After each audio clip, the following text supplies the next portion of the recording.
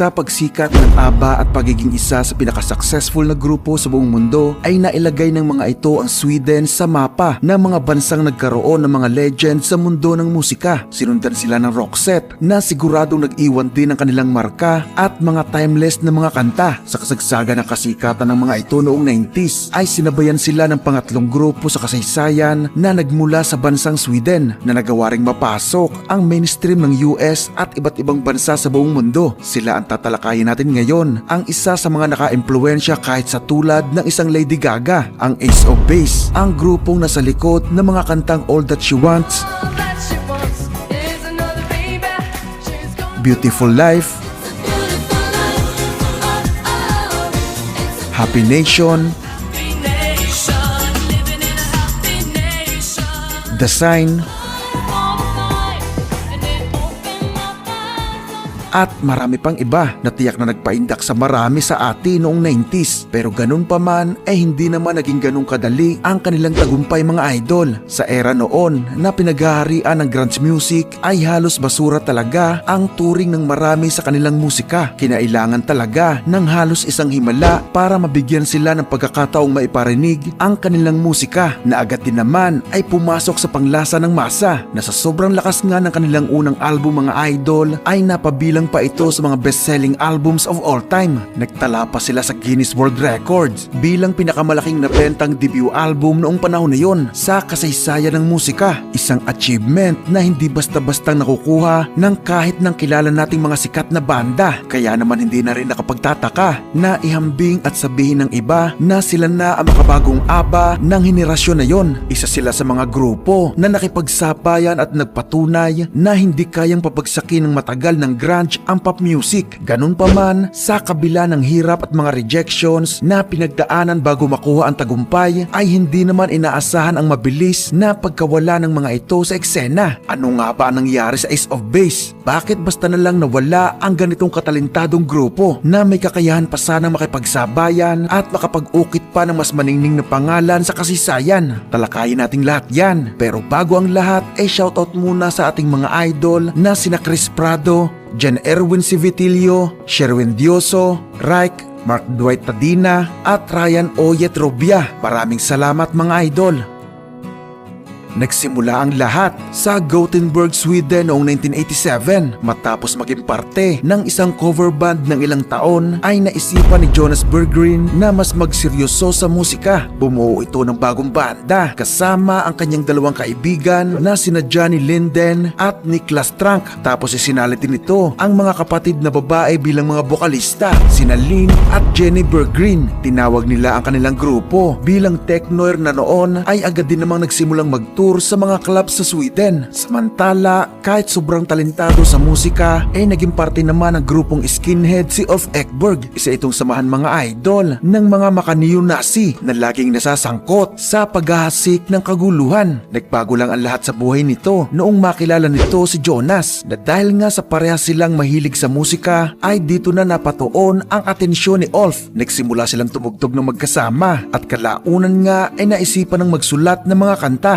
Sobrang ganda ng chemistry ng dalawa, kaya noong umalis sa banda ni Jonas si Johnny at Niklas, inimbitahan nito agad si Ulf Ekberg bilang bagong miyembro ng kanyang banda. Agad silang nagsimulang tumugtog ng kasama si Lynn at Jenny. Tapos nagkataon naman noon mga idol na mayroong Jamaican reggae band na nakakasabay nilang mag-practice sa kabilang studio. Nakalaunan nga ay na-impluwensyahan sila ng mga ito, na inspired silang mag-experiment na pagsamahin ang tugtugang reggae at pop na tinawag nila bilang China Reggae, na naging trademark naman na tunog ng mga ito. Isang ad sa pahayagang Gothenburgs Posten ang nagbukas ng pinto sa kanila para makatrabaho ang producer na si John Ballard, na nakasama nila para magsimulang mag-record ng mga kanta. Pero kinailangan nilang palitan ang kanilang pangalan noon dahil may banda noong may parehas na pangalang Technoir. Bukod dito ay mahirap din umano itong i-pronounce at siguradong walang makakaalala agad. Kaya mula noon ay tinawag na silang Ace of Base, na inspired naman sa kanta ng Motorhead na may title na Ace of Spades. Nagpatuloy sila sa pagpe-perform sa mga clubs at nagsimulang magpasa ng demo sa mga recording company, pero walang pumapansin sa mga ito at puro rejections ang sumasalubong sa kanila, lalo na at sobrang sikat sa kanilang lugar noon ng tugtugang heavy metal. May ilang sumusubok na recording company sa kanila, pero sa huli ay hindi naman sila binibigyan ng kontrata. Kagandahan palad ay nagkaroon ng pagkakataong mapatugtog ang kanilang kantang Wheel of Fortune sa radyo,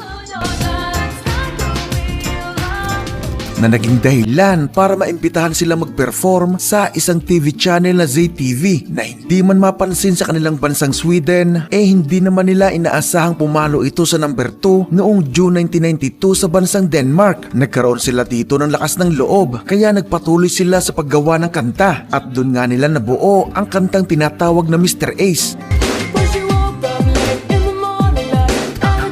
At ipinasa nila ito bilang demo sa producer na si Dennis Pop, na agad na may pinatunog sa kanyang sasakyan para mapakinggan. Na tulad ng iba nilang pinasahan ng demo, hindi nito nagustuhan. Pero ang problema, tila ba himbalang na-stack ang tape sa cassette player ng kotse ng naturang producer. Kaya no choice ito kundi pakinggan ng ilang beses ang naturang demo. Doon ito napansin na may potensyal naman pala ang naturang kanta ng banda. Kaya nagpa siya itong tawagan sana ang Ace of Base, pero kasamaang palad ay naiwala naman ito ang contact number ng mga ito. Lumipas pa ang ilang buwan bago swerteng naisipan ng grupo na tawagan ang naturang producer, at doon na nagsimula ang relasyon ng mga ito. Muli nilang inirecord ang kantang Mr. Ace na kalaunan ay pinalitan ng title na All That She Wants.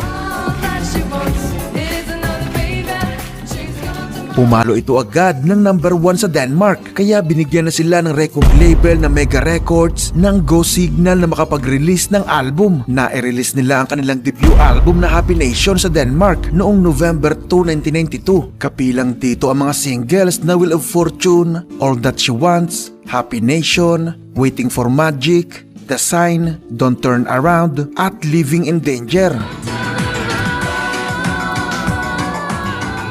Instant hit ito sa iba't ibang parte ng Europa sa tulong na rin ng record label na Polygram, pero rejected ito sa kanilang division sa US. Kahit anong push ng Mega Records na mapasok ang US nung panahon na yon, ay walang may gustong mag-distribute sa mga nakakausap nilang US-based na recording company, dahil alam naman natin mga idol, noong 1992 ay kasagsagan talaga ng grunge music sa US, kaya marami talaga ang nagsasabi na hindi uubra ang kanilang musika doon. Pero kagandahan palad ay narinig ng founder ng Arista Records na si Clive Davis ang kantang All That She Wants, kaya agad nitong tinawagan ang Mega Records para ma-release ang naturang kanta sa US, na hindi naman nga nagtagal mga idol at nakita na agad ito sa number 2 ng Billboard 100. Nag-release muli sila ng dalawang version ng album na Happy Nation noong November 23, 1993 na inirelease bilang debut album sa Amerika. Ang Happy Nation US version na agad ay bumenta ng 19 million copies sa buong mundo, at The Sign na inirelease naman sa North at Latin America na bumenta din ng mahigit sa 2 milyong kopya. Sa kabuuang 21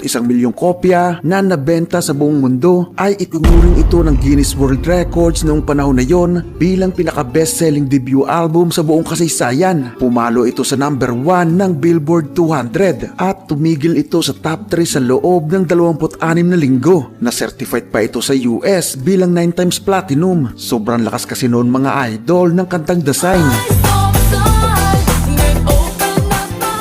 na nagawa pang tumigil ng 6 na linggo sa number 1 ng Billboard 100. Nag-number 1 din ito sa iba't ibang bansa, pero number 2 lang ito sa UK. Ang problema lang mga idol, sa sobrang kasikatan ng Ace of Base ay hindi maiiwasang mahalungkay ng isang media company ang nakaraan ni Ulf Ekberg. Nalaman ng mga ito ang pagiging miyembro nito ng Skinhead Gang noong kanyang kabataan, isang neo-Nazi na grupo na nagdulot dati ng kabi-kabilang kaguluhan. Ang masama pa mga idol ay idinamay ng iba ang buong Ace of Base. Ipinaliwanag ni Lindbergh Green na matagal nang tinalikuran at pinagsisihan ni Ulf ang bahaging yun ng kanyang buhay, at hindi rin umano makatarungan na idamay silang magkakapatid sa ganung bagay. Nasundan pa yun mga idol ng isang insidenteng mas lalo pang makakaapekto sa banda. Isa kasing babaeng German na sinasabing tagahanga ng banda ang pumasok sa bahay ng magulang ng magkakapatid na Berggren. May dala itong patalim at nagkataon pa na andun si Jenny. Jenny. Nagising ito na may patalim na nakatutok sa kanyang liig, pero kahit swerte itong nakaligtas sa muntik ng kapahamakan, nagtanim naman ito ng takot sa buong banda. Kaya mula noon nagsimula na silang kumuha ng kanilang bodyguards. Hindi naman ito nakatulong kay Lynn Bergreen dahil sa umpisa pa lang may problema na ito sa kanyang sarili. Kahit kasi siya ang pinaka-lead vocalist ng Ace of Base, ay hindi naman nawawala dito mga idol ang pagiging mahiyain. May takot din ito sa pagsakay ng eroplano na nakakaapekto ng malaki sa kanilang mga tours. Tapos dahil nga sa ataking nangyari sa kanyang mga magulang at kapatid, ay lalo itong nagkaroon ng pangamba at unti-unting umaayaw sa nakukuhang kasikatan. Hindi lang siguro sila nakilala ng marami sa atin dahil nga basta nilang bumaba ang kanilang popularidad. Pero noong panahon na yon ay sobrang sikat talaga nila mga idol. Katunayan niyan ay siguradong alam nyo rin ang iba nilang kanta. Naranasan nila noon ang magkaroon ng paspasan at kabi-kabilang mga tours at mga projects. Kaya bukod sa matinding pagod ay nilalamon din sila ng matinding pressure at stress. Katunayan niyan mga idol ay tinanggihan nila ang mga inaalok sa kanilang malalaking projects katulad na lang ng promotional campaign ng Pepsi at Reebok dahil nga hindi na talaga nila kayanin. Tapos minamadali na rin sila noon ng mga record labels. Pinipilit ng mga ito na maglabas na uli ng bagong album ang banda dahil nga mahigit na ring 2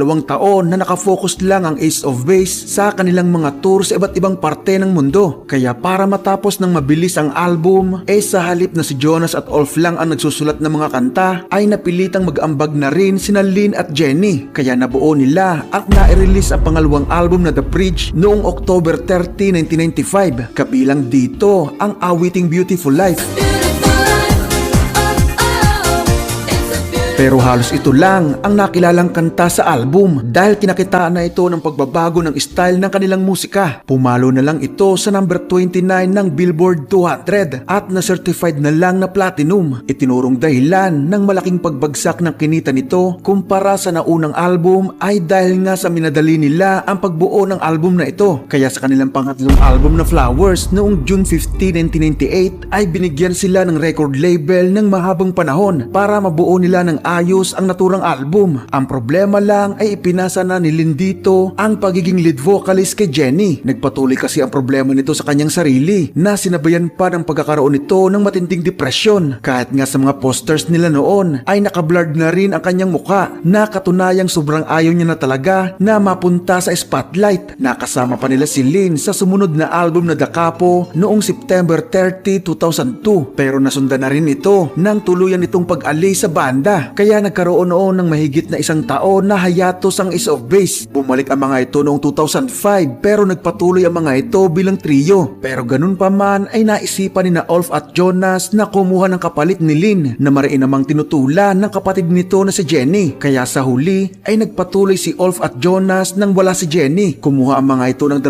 bagong miyembro na sina Clara Hagman at Julia Williamson na i-release ng bagong lineup na ito ang pang-5 album na The Golden Ratio noong September 24, 2010 pero tuluyan ng bumagsak ang kanilang popularidad. Tanging sa ilang parte na lang ng Europa naririnig ang ilan nilang mga kanta pero nagpatuloy pa sila sa mga sumunod na taon hanggang inamin na nga ni Julia Williamson noong 2014 na basta na lang umanong hindi nagparamdam sa kanila ni Clara ang 2 original na miyembro sina Ulf at Jonas. Mula noon mga idol, kahit nagkakaroon sila ng kaunting projects hindi naman nagkaroon pang muli ng reunion ng Ace of Base. Naglalabas lang ang kanilang mga record labels ng mga compilation album sa mga sumunod na taon para syempre ay pigaing mabuti hanggang sa huling sentimo na pwede nilang kitain sa musika ng banda. Minsan talaga mga idol sa buhay natin ay nakakatawang isipin na hindi pa rin tayo sigurado kung magiging maayos o masaya tayo kapag dumating ang panahong naabot na natin ang ating mga minimithi sa buhay. Kaya piliin laging maging mabuti at gawin lagi ang tama para kahit anuman ang ibato sa iyo ng buhay ay hindi mawawala ng mga tao na handang mag-abot sa iyo ng kanilang mga kamay sa mga panahong kailangan mo ng mga karamay. Maraming salamat mga